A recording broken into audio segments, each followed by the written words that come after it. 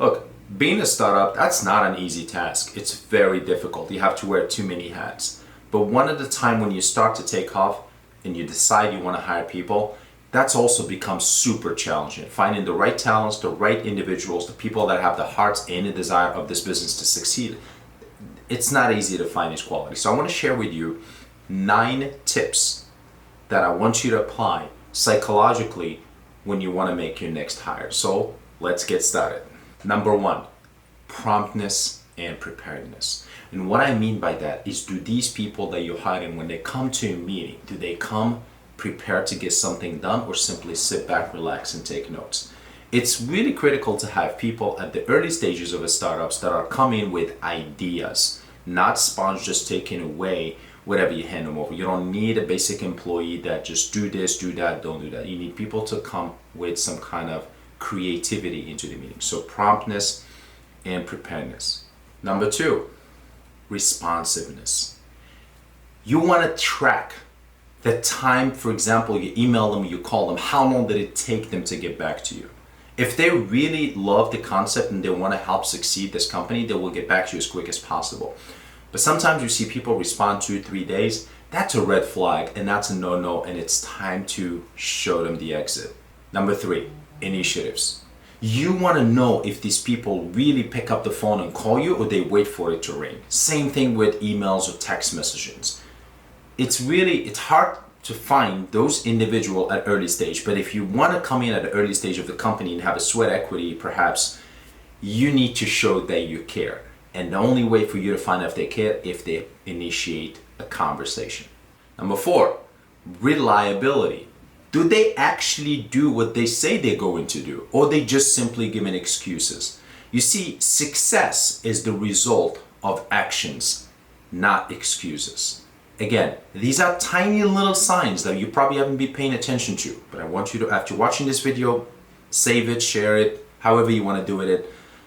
Pay attention to those little details. Number 5, responsibility. Are these people, they only seeking to blame someone, or they want to take something responsible? Leaders never blame others for mistakes. They blame themselves for perhaps not giving the right guidance to the right team to do the right job. So you want people that own up to that responsible for the actions, because initially when you build those 4 first core fundamentals employees, they're going to have to build their own divisions and people that's going to be reporting directly to them. So you want someone that has a leadership skill set. Number 6, empathy.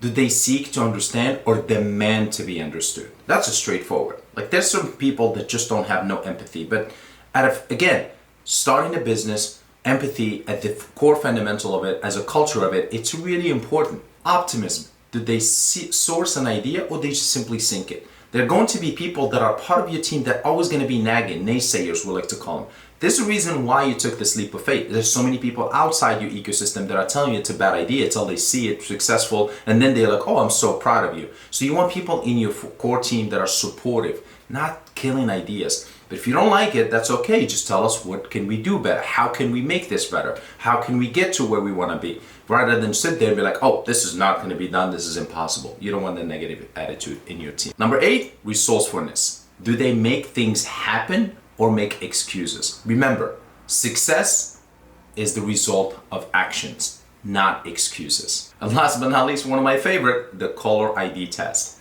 Think about it. When you see their number popped into your phone, what is it that you anticipate? Do you anticipate problems or solutions? Because if these people are constantly being in your mind, calling you just to put problems and issues, I would say you have enough stress running a business that you want another stress from someone else just because they can't solve the problems. Perhaps it's time to show them the exit and find someone else that can solve tangible problems that perhaps you haven't thought about them, or you haven't realized how you can solve them. These are my 9 tips and tricks. I hope you enjoyed this video. Like it, share it, comment it. There's a lot of people out there that are experiencing these issues, but I want to share with you the be underneath the hood, the things that you should be looking into when you're making your hiring decisions. It's not about resume. Elon Musk said it. I don't care if you have a master's degree or PhD degrees. What we need is we need the problem solvers, people that think outside the box, the rebels, the misfit, the crazy ones.